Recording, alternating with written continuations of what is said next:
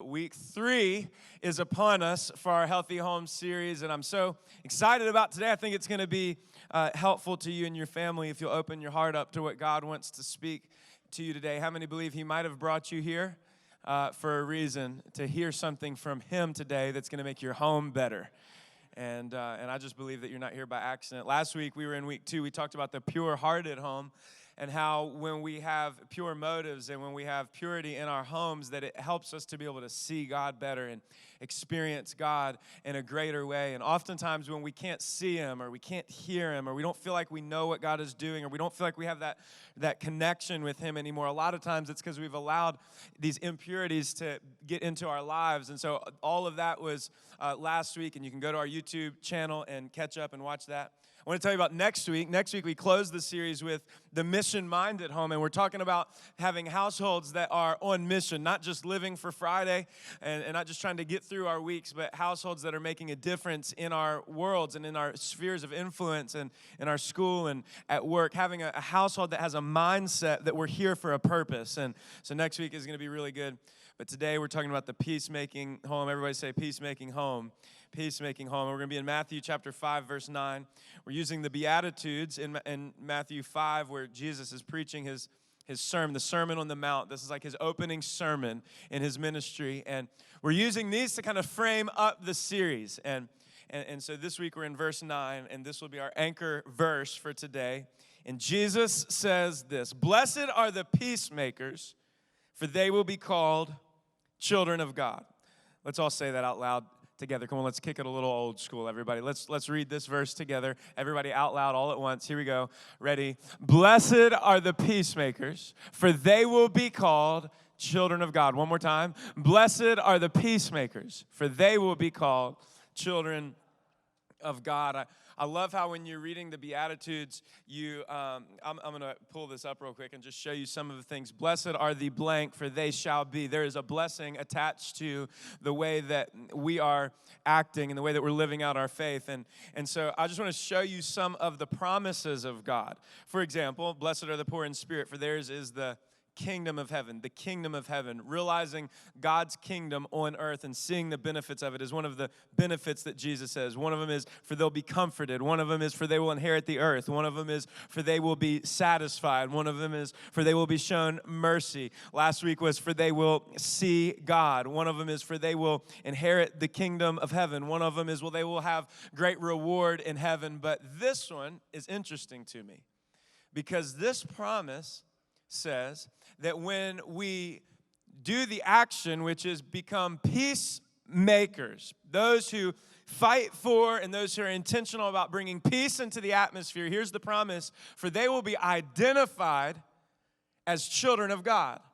For that, this is going to be an identifying factor. This is going to be the way that the world will know that you're a follower of Jesus, as if you're a peacemaker. When you come into an atmosphere and you fight for peace, there's something different about you where you're putting peace as the highest good, peace as the priority, not your way, not your desires, not trying to be right, but saying, I'm going to fight for peace, I'm going to fight for unity. This is what's going to cause people to realize these are children of God. This is the promise. When we become peacemakers, we're going to be called, and this is called by God and called by others, we're going to be described as, identified as children of God. Here's the thing. This is not normal. This is not our default instinct to be peacemakers. How many know that a lot of our homes are not defined by peace, but our homes would be defined by conflict? You know, you say, how's it going? And you say, well, it's going good, and then you'll explain what's going on at home, and a lot of times it's defined by conflict. You know, it might be defined by me and my spouse are always arguing, or my teenager thinks that she knows it all, or he knows it all, and so they act like I'm controlling, or like I'm trying to just, tell them everything to do, or being bossy, or maybe you're in a blended family, and the dynamics are very tense because you're trying to raise children with exes in the picture. Maybe you've got parents who are still trying to tell you how to parent your kids, and maybe you've got a crazy uncle, and maybe your home is just defined by tension and conflict. And don't raise your hand if this is you, but maybe you don't look forward to coming home. at the end of your day, because you know when you get there, there's going to be what? There's going to be conflict. There's going to be tension. And so it's normal for our homes to be defined by conflict, or it's normal for our homes to be defined by tension. But how many know, as children of God, we're not called to be normal? We have a supernatural power, we have a supernatural God, and we have an amazing word that can help us to have homes that are not normal. I pray to God that Brittany and I have a home that's not status quo. It's not normal, but it is defined by peace and unity. Is anybody out there today? I can't really see you because the lights are bright, but I wouldn't know if you're out there or not because you're just so quiet. How many would say amen to the fact that we're not normal? You're not called to be normal. You don't have to be normal. You don't have to accept how it always is. You don't have to just accept that. It's not the best that it will ever be. Can I just prophetically speak over your life? Sir and ma'am, no matter how old you are, no matter, maybe your kids are grown up and out of the house, and maybe you've just settled into I'm just going to survive it until the end. It's not bad. And I've got these conflicts and these tensions, but if I just keep them contained and I keep them over here, then I can just survive until the end. Can I tell you, there is more for you. There is better for you. You don't have to just accept it as this is how it's going to be. We can have homes that are ruled by peace. Blessed are the peacemakers. And so we're going to talk about what it means to be a peacemaker. Here's what I'm going to do for you. First, we're going to look at what peace is, or in fact, we're going to look at what peace is not. Then we're going to look at a couple things that don't work when trying to create peace in the home. And then we're going to talk about 3 ways to have a peacemaking home. So first, let's talk about peace and just this concept of peace and what peace isn't. Peace is not, let me start with this. Peace is not the absence of external conflict. Let that sink in for a minute. Peace is not the absence of external conflict. Peace is not, my home is a day spa, and I've got diffusers with essential oils and soothing music playing and nobody talking, and it's quiet and tranquil in my home. That's not peace. That might be peaceful, and that might be tranquil, and that's external peace, but that's not the type of peace that we're talking about. We're talking about the peace that comes from God. We're talking about the same type of peace that Jesus talked about when he told his disciples that he was going to be going to the cross and leaving them and all this bad stuff was going to happen. And then he goes, and I'm telling you all this so that you can have peace. And they're going, what in the world are you talking about? Because you just told us about a bunch of problems. And he's saying, no, a peace that's greater than anything that you can understand, because I'm going to take care of the sin problem. I'm going to go all the way down to the root. And it might be hard and there might be pain, but I'm going to the root of your unrest that's down in the inside of your soul, that's causing contention and conflict and causing you to be striving in your soul and not finding that fulfillment. I'm going to go all the way and down to the deepest part of the problem, and I'm going to cure you. And although I'm going to die, and although I'm going to leave you, and then I'm going to send my Holy Spirit, and although you're going to have to live still in a world with the effects of sin, you can have peace through it all. You can have peace through it all. This is the type of peace that we're talking about. Peace is not the absence of external conflict. Listen, just like health is not the absence of external symptoms. How many know you can be sick and not have any external symptoms? Now, eventually, you might have external symptoms, and those external symptoms are just showing you, they're coming out to show you that there was something that's been sick on the inside, maybe for a long time. And now the external symptom is showing you that you are sick on the inside. But just because the external symptom's not there doesn't mean that you're not sick on the inside. And so it's the same with peace. Peace is not just the absence. We can have peace around us and no peace in us. And vice versa, everybody. We can have hell going on around us, but have peace inside. And so this is a deep peace. This is a rest of your soul. And so I want to talk about a couple things that won't work as we strive for this peace that comes from God. And number one is pretty obvious, and I'll call it this. We'll rhyme a little bit, and that's peace takers. We're talking about being peacemakers today, but what won't work is being a peace taker. A peace taker, and I put some definitions up here. A peace taker sacrifice the highest good to put self in the highest place. Peace takers sacrifice the highest good to put self in the highest place, and this creates conflict because now I'm putting myself out in front. I'm putting myself at the top. I'm putting myself as most important, and it'll create conflict in the home. And of course, this is not you. This is somebody else. If you have peace takers in the home, it's definitely somebody else. This is not you, but everybody knows who the peace takers are. Right when I put this on the screen and start talking about it, you're like, oh, I know who the peace taker is. I wish he was at church today. I know who. I'm going to be taking notes so that she can look at this when I get home because she needs to be here because she's a peace taker. Every home, every area, everybody. I mean, and we all are at some points peace takers because we elevate above the priority of highest good and unity and peace. We elevate our own desires and our own wants. We elevate the need to be right. If the need for you to be right is higher than for God to reign and peace to reign in your household and for you to have unity and for love to, if your need to be right is higher than that, you're going to create conflict. And you might not even be trying to create conflict, but because you can't stand not to be right, you're inventing conflict. You are a peace taker because you're trying to be right. And so when we put ourselves in front of the highest good, we're going to create conflict, and that's a peace taker. Let me tell you something else that won't work, though. And this one's a little bit less obvious, and that's a peacekeeper. And peacekeepers sacrifice the highest good by avoiding conflict at all costs. Now, this is going to help a lot of people because we all know that peace takers create conflict. We know who they are. We can define them pretty easily. We might even be able to realize that we sometimes are the peace taker in our environment. But peacekeeper is harder because a lot of us, because we want peace and we want everything to be okay, we fall into the category of a peacekeeper. The problem is, although a peacekeeper might not bring on conflict, they'll do the opposite and they'll avoid conflict. And really the only thing that they're doing is perpetuating conflict. And so at all costs, even if it means never expressing how I feel about this conflict, even if it means never confronting the conflict, even if it means never talking about the conflict, even if it means the conflict doesn't go away, but at least if it can just stay the same amount of bad,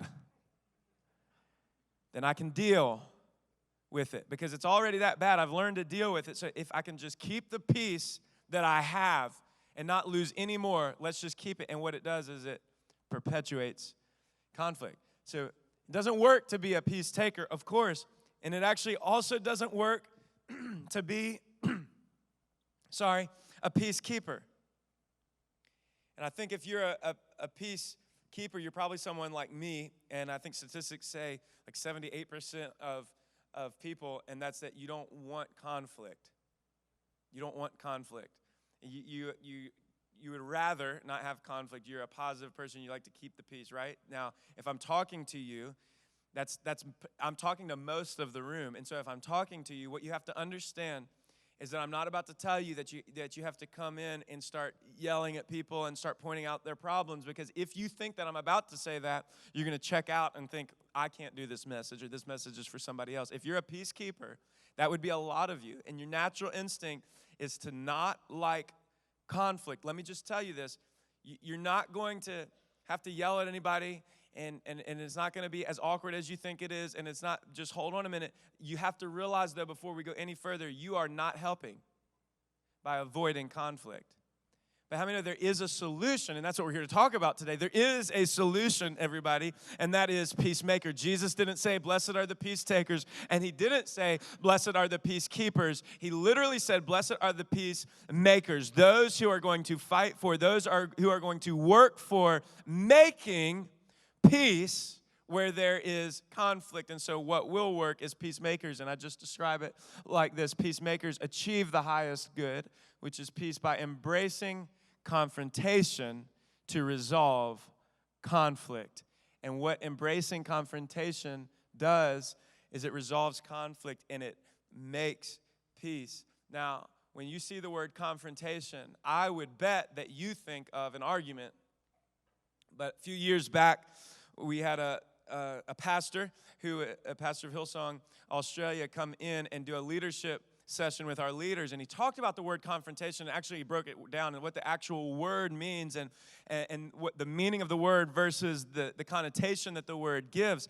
And he said confrontation gives off this connotation that it's going to be an argument, or this confrontation gives off this connotation that there's going to be an escalation of emotion, but the word confront actually just means to front up to turn your face toward, which means not to avoid it. It means I'm going to face the issue. It has nothing to do with tone of voice. It has nothing to do with arguing. It has nothing to do with pointing your finger. Confrontation. Everybody say confrontation. Confrontation. We got to get the negative connotation off of the word confrontation and embrace confrontation, because all it is saying, I'm not going to ignore the problem. I'm going to face it and look at it.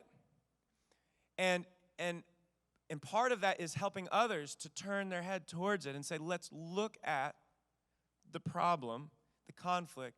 Let's embrace this. And then what the rest of the message is going to be, and work through it in a godly way, which is going to do this. It's going to make peace. It's going to make peace. Raise your hand if you want a peaceful household and a peaceful life. I mean, maybe you're single right now and you live alone in an apartment and you keep wondering what I'm talking about. Well, if that's you, then I'm talking about you need to fix you then, because if you don't have peace in your household and you're the only one there, then easy to define the problem. Come on, somebody. But peace doesn't just randomly come, because we live in a world of sin, and we live in a world where even if we've surrendered our life to Jesus, we struggle with this thing called pride.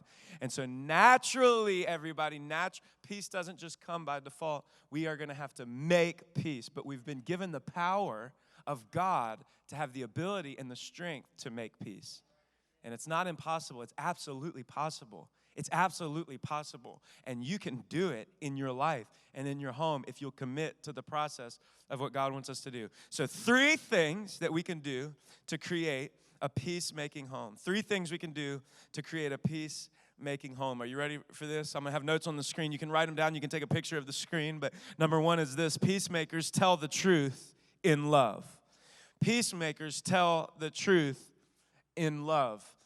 And there's 2 important parts here of point number 1, and the first important part is telling the truth, and the second important part is in love. And so we can't not say what we are feeling. We can't not say what the issue is, but we can also not say it in a harmful or a hateful way. Ephesians 4:15 says, instead, we will, to each other, speak the truth in love, growing in every way more and more like Christ. From one person, from one person who doesn't like conflict to another, I want to tell you that you can grow in Christ in this area. And you don't have to live your whole life just avoiding conflict and putting off hard conversation and hoping other people will have them. I've had to grow in it. I've had to grow in it in my family. I've had to grow in my leadership. That you won't grow in Christ if you don't develop the ability to be able to tell people the truth in love. And it's a muscle that you can exercise in your house. You can exercise in your family. You can exercise in your marriage. You can exercise this muscle. So what we don't want to do is we don't want to not tell the truth to those that we love, but we also don't want to tell the truth in a hateful or in a harmful way. And so our instruction by God through Paul is to tell the truth in love. Here would be some bad ways to tell the truth is, babe, you always leave your clothes on the floor. Well, that might, first of all, that's not the truth because you say the word always, but we'll get to that in a minute. But that might be true that a lot of times he or she, but actually let's be real, he leaves his clothes on the floor, but that's not in love. There's no fighting for the highest good. That's just accusatory. I'm accusing you of something, and I'm not actually fighting for a solution. I'm just mad, and I'm going to tell you about it. And so you might not be afraid of conflict. So you say, you always leave your clothes on the floor. But there's no in love in that. We're coming to a common goal here. We're coming to a higher good here. You're only telling the truth. But at the same time, this is what you shouldn't do is, he always leaves his clothes on the floor, and so you just always pick them up and put them in the hamper. And Then the next day, he leaves his clothes on the floor again, and so you just get aggravated in your head, and you put them in the hamper again, and then leaves his clothes on the floor again, and you're just like, but I don't want to argue, and so I'm just gonna keep doing this. I don't really mind. And so then he leaves his clothes on the floor again, and so you pick them up again, and you're like, no, I don't mind. I'd rather not argue. And then the next day, he leaves them on the floor again, and you're not saying anything. He doesn't even realize he's doing it, so you pick them up again and put them in the hamper, and you're like, he's so lazy. And then the next day, he puts them on the floor again, and you pick them up and put them in the hamper again, and you cuss a little bit in your head.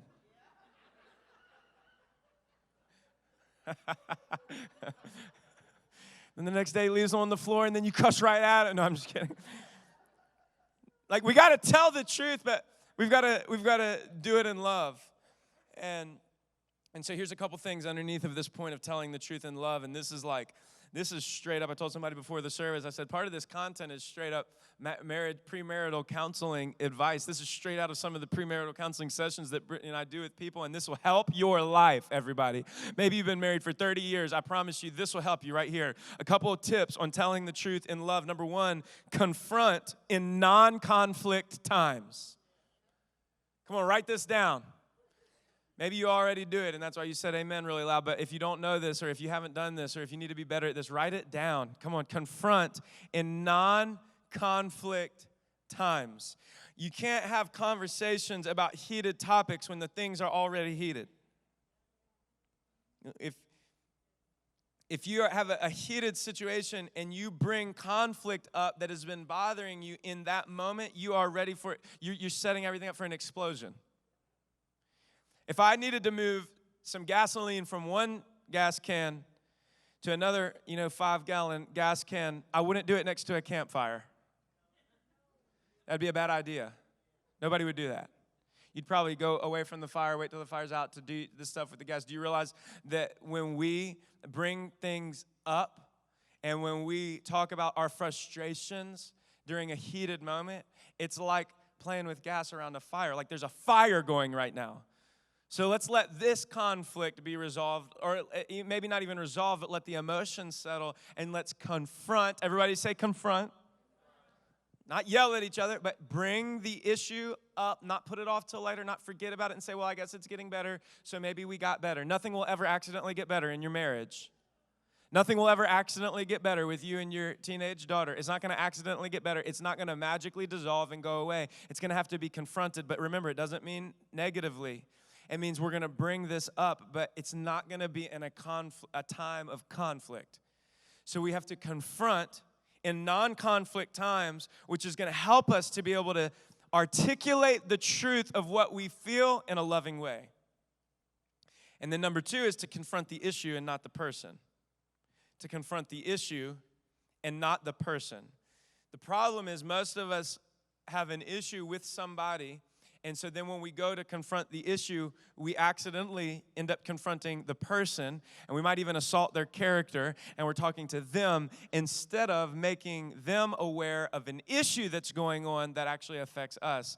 And so while we've got to confront in non-conflict times, the second thing we have to do is make sure that we are confronting the issue that's going on and how it makes us feel. And so I'm going to give you an example. You always leave your clothes on the floor. Well, one problem is you've just accused them of something, and you haven't said why you're even accusing them of that. And so for the husband, he might not care if his clothes are on the floor. And this works I'm just using a dumb example, everybody. This works in no matter how small or how big that it is. He might not care, but you do. But how would he know? Because all you did was told him that he leaves the clothes on the floor.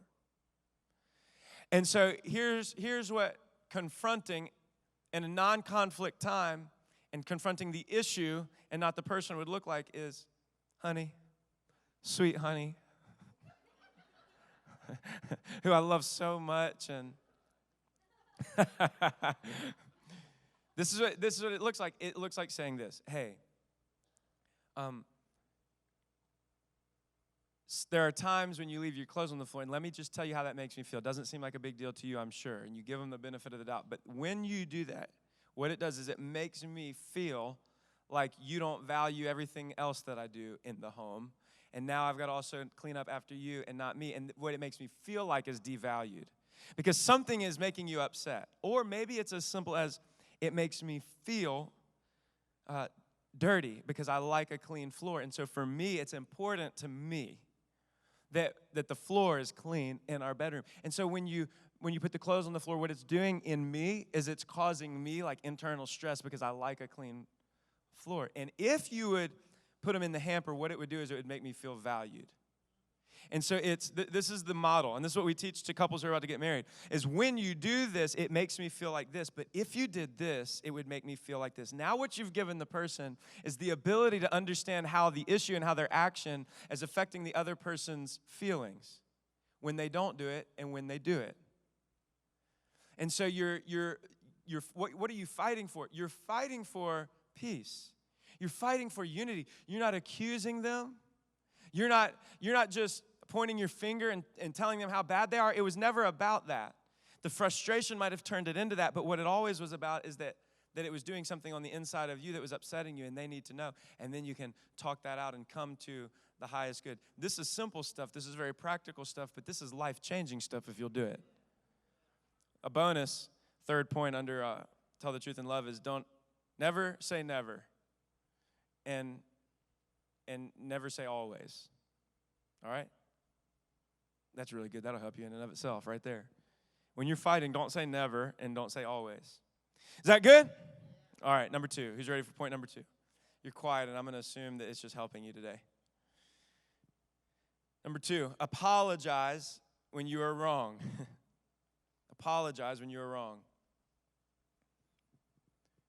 Matthew 5:23 and 24 says this. So if you are presenting a sacrifice at the altar in the temple, and I'm gonna replace this in our context. So for us, we're not presenting sacrifices at the altar in the temple anymore because Jesus was the sacrifice once and for all. And so now we come into a gathering like this to celebrate the fact that he was the sacrifice, and we get to walk free because of the blood of Jesus. But let me give you this context. So when we are worshiping God, when we are coming together to glorify him and magnify him, or when we're just living life and being obedient to him, when we're in our modern day New Testament sacrifices, when we are presenting sacrifice at the altar, when we are worshiping God, and we suddenly remember that somebody has something against us, in other words, we've done something wrong to them, leave your sacrifice at the altar.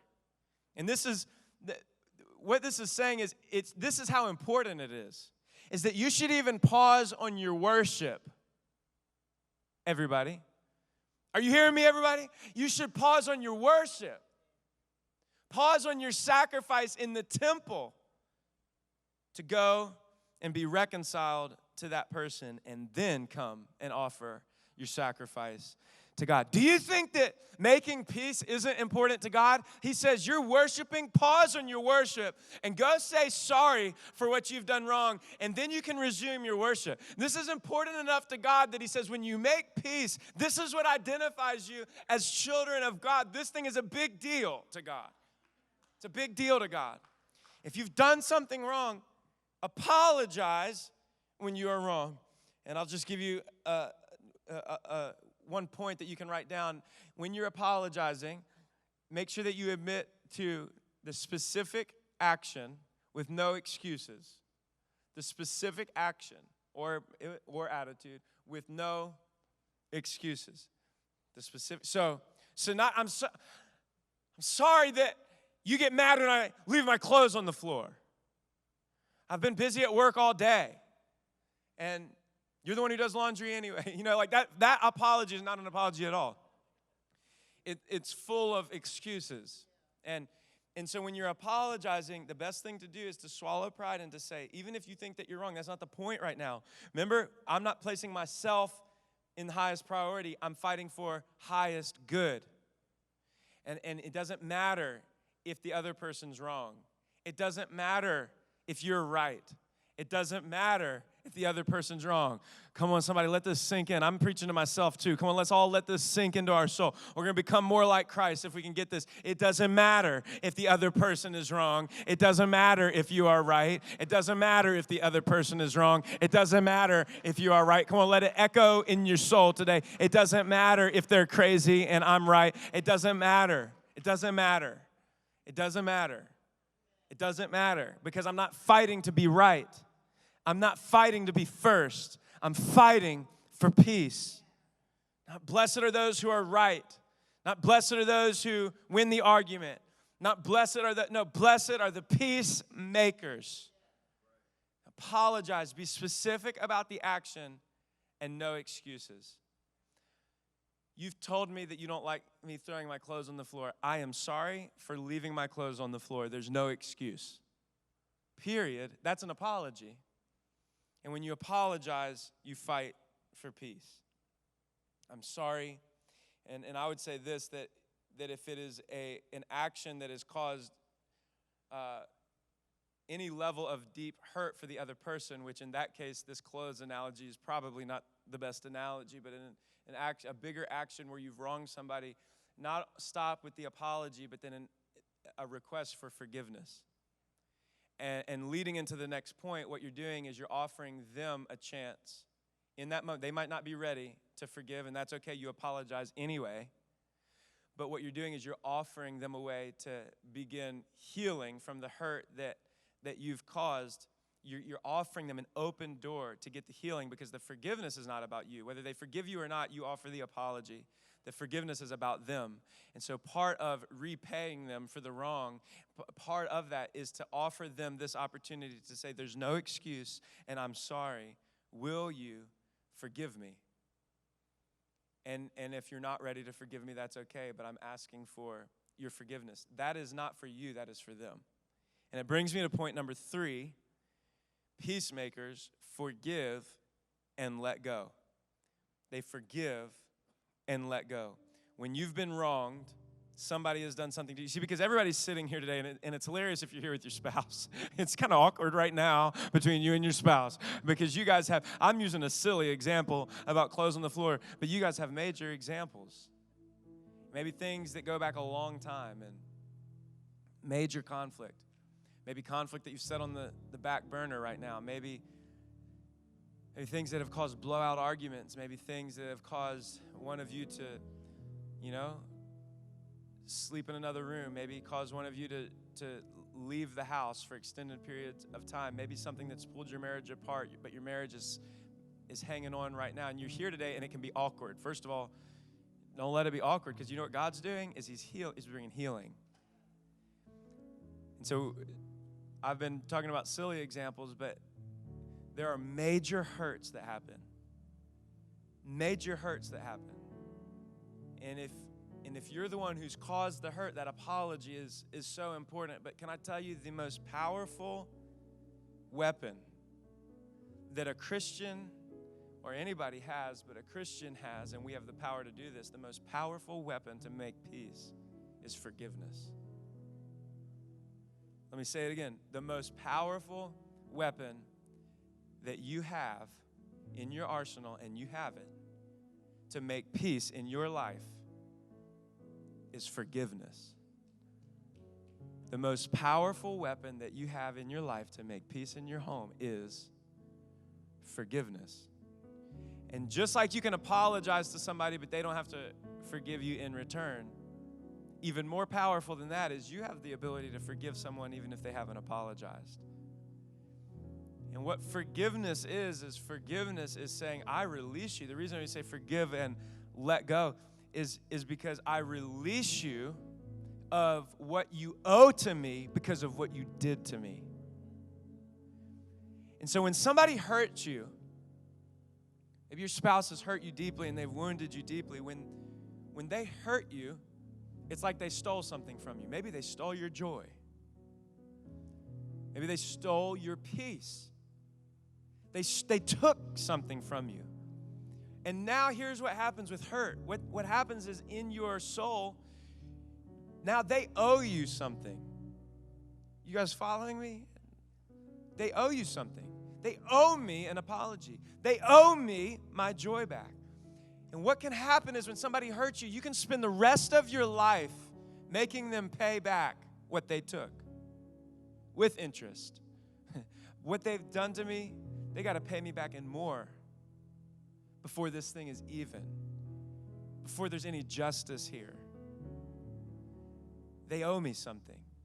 Forgiveness is this. This is the simplest way to understand forgiveness. Whatever they stole from you, for you to say, your debt is forgiven. You don't ever have to do another thing for me. I release you from the debt that you owe me. And in other words, you've hurt me. I need you to know that you've hurt me. But I need you to know that although it hurt, maybe even it still hurts, in my soul, I'm coming to a place where I release you. I'm not going to live holding this over your head. I'm not going to live waiting for you to pay me back in joy or in peace or even in an apology. I'm going to release you. And now, you might say, how in the world could I do that? My spouse betrayed me. My spouse lied to me. Maybe my spouse committed adultery. Maybe my parent said something to me that cut me deep when they were angry and they didn't even realize how much those words scarred me. My friend posted something about me. I've been bullied. I've been spoken down to. I've suffered abuse. And you go, how in the world could I forgive? It's easy for you to preach that, Josh, but you don't understand the depth of the hurt and of the pain. And I would say this back to you. I don't understand the depth of your hurt, and I don't understand the depth of your pain. But if I didn't get up here purposed and called by God and assigned by God to tell you the truth in love, then you could stay in bondage for the rest of your life. Blaming someone for taking something from you and waiting for them to pay you back.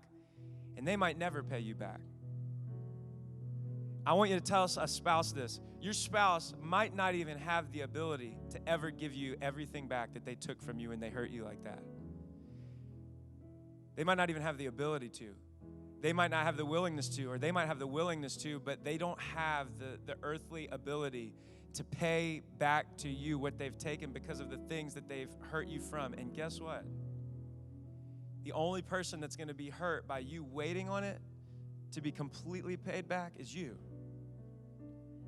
It's going to steal your joy, and it's going to steal your peace, and it's going to create conflict in your soul and conflict in your home and conflict in your relationships. Unforgiveness, holding on to it, will create bitterness in your life. And you've heard it said, and it might be cliche, but it's so true, that holding on to unforgiveness is like drinking poison and then just waiting on them to die. They're not going to die from your unforgiveness. You're going to die from your unforgiveness. And the atmosphere and the culture of your home is going to die from unforgiveness. Forgiveness is the most powerful weapon we have as Christians to make peace in our home. In Colossians 3:13, it gives us the key. To every one of you out there who's saying, Josh, you don't understand, how in the world could I forgive? The key is here. You ready for this? Here's the key in Colossians 3:13. Here's where we find out how we can forgive. Bear with each other and forgive. Everybody say forgive. Forgive. Forgive one another if any of you has a grievance against someone else. Listen to this. Forgive as the Lord forgave you. Listen to me. You can clap, and then you got to listen to me. I don't have a clock today. You guys are having some technical issues, so I don't have a clock, so I might just keep on preaching. I'm just kidding. I'm watching the time. And Pastor Russell's up playing the piano, which means when anytime he comes up, you know, all right, it's time for Josh to come to a close. Listen to me. Listen to me. Whenever you've sinned in your life, and how many people have sinned? Come on, all of us.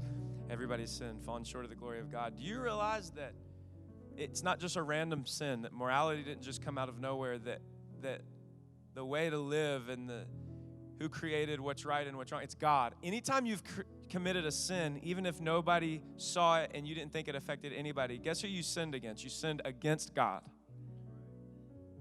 You sinned against God. You got anger in your heart towards someone. Maybe you never even said anything to him, and so you're like, well, what does the anger matter? I might have sinned by being angry because Jesus said don't be angry, but what does it even matter? No, you've sinned against God. It grieves the heart of God because anger is not of him. And so all of humanity has sinned. We've fallen short, and our sin is, it's beyond anything that we can comprehend. It's beyond anything that you can calculate. Our sin is so great that throughout all of the Old Testament, you see a picture. I know it's a lot of books and it's a lot of reading and it's a lot of stuff that you might not understand if you don't grow up around church, or you don't understand all of the words and the law and the priests and the system, the old covenant. But let me summarize it for you. The Old Testament is full of the people of God trying to make peace with God by sacrifice and by following the law and by, giving out of what they have and sacrificing animals and going through the rituals. It's all full of people trying to appease the wrath of God, to pay for what they've done wrong. And let me give you the point of it. You get to the end of the Old Testament, it didn't work. It did not work. But God, out of his amazing, unfathomable, indescribable, undeserved grace and mercy and love for us, said, I'm not going to just continue to ask for sacrifice. I'm not just going to continue to ask for the people to follow the law and the rules. It's not working. I'm going to do something about it, and I'm going to send my son to die in their place and to pay the price so that the almighty, perfect God who deserved us to pay him back said, you don't have to pay it. I'm forgiving you of your debt to me. What did we owe him? Death. We owed him our life, for the wages of sin is death. We all should have been on a cross. But Jesus went as the perfect lamb, the perfect sacrifice, and he died so that God could say, hey, put your faith in him, and that sacrifice counts for you. That shed blood washes away your sin. It didn't need to wash away his sin. He was sinless. It was for you. It was for you. It was for you. That's atonement. That's substitutionary. He came in our place and he atoned. He forgave our sin. When we were still sinners, Christ died, Paul says. And so I say all of that, that's gospel. That's what happened for us. I say all of that to say, and then the Apostle Paul is writing to the church, and he says, the way that you're going to be able to forgive, that's the Holy Spirit in this place, and he's just pulsating throughout the room. Pause real quick. I'm coming back to that. And this is a little bit of ADD kicking in here. We got a lot of stuff happening, a lot of new stuff going on. It's not just issues, it's because we're working stuff. And here in a few weeks, we're going to be able to live link our campuses. And when I'm speaking to all of our campuses all at the same time, live linked. How cool is that? So we're getting it ready. And we got some play. Back to the message. And so the reason I bring up what Jesus did for us is because it is the only way that you're ever going to be able to forgive. Those that have issues forgiving, your issue holding on to unforgiveness, may I gently say, through the power of the Holy Spirit, I don't know your issue. I'm not speaking to anybody in particular, but if you feel like I'm talking to you, that's the Holy Spirit of God. There's hundreds of you that I don't know who I'm talking to or speaking to. If you're holding on to unforgiveness, your issue's not with the person. You have an issue with God that you need to work out. And realize that, have you ever lied? Have you ever cheated? Have you ever been angry? Have you ever betrayed? Have you ever had lust in your heart? Have you ever cursed someone, maybe not even to their face, under your breath? Have you ever yelled at somebody in traffic? Have you ever gossiped about somebody? Talked about them behind their back? You've sinned against God, and God forgave you anyway. And this is what gives us the power, because we are forgiven people. And my God, I don't want to be a forgiven person who's unwilling to forgive. I don't want to be a redeemed man who who doesn't have the ability to release people from things that they stole from me, because this is the gospel, everybody. This is what makes us different. And when we forgive and we make peace and we bring that unity into the atmosphere, do you understand that this is what makes us different? This is what makes us children of God. This is what causes people to look at us and say, that is not normal. No, it's not normal. That's what you have to understand about me, is I'm not normal because I've been forgiven, even though I didn't deserve it. And maybe the best way that I can tell somebody about the amazing grace of God is to show it to other people when they don't deserve it. That's when you're going to be called a child of God. That's when people are going to see God in you. So the first thing we need to do is speak the truth in love. The second thing that we need to do is apologize when we're wrong. And the third thing that we got to do today is to forgive and let go. Jesus forgave us, and he let go of the things that we had done to him because we sinned against him, and he let us walk free. And I think that today the Holy Spirit is stirring something up in you, and maybe today is a day where you're going to forgive some people, and you might not have the ability to forgive them in person. That's okay too. Remember, this is about in your heart. If you can and if it's appropriate, then do it. But in certain cases, you might not have the ability to, or because of the nature of the hurt, because of maybe because of the extreme nature of the hurt and the circumstances surrounding it, maybe it's not even wise for you to speak face to face, but you need to out loud speak and have a moment with God where you say, I release them from what they've done to me. And I believe that there's people that are going to do that today. And let me tell you, peace is going to reign in your life like it never has before. Peace is going to reign in your household like it never has before. We'll follow some of these biblical principles, finishing with the most powerful of all, and that's forgiveness. We're going to let peace reign. We're not going to be defined by conflict. We're not going to be defined by problems, but we're going to have homes and families that are defined by peace.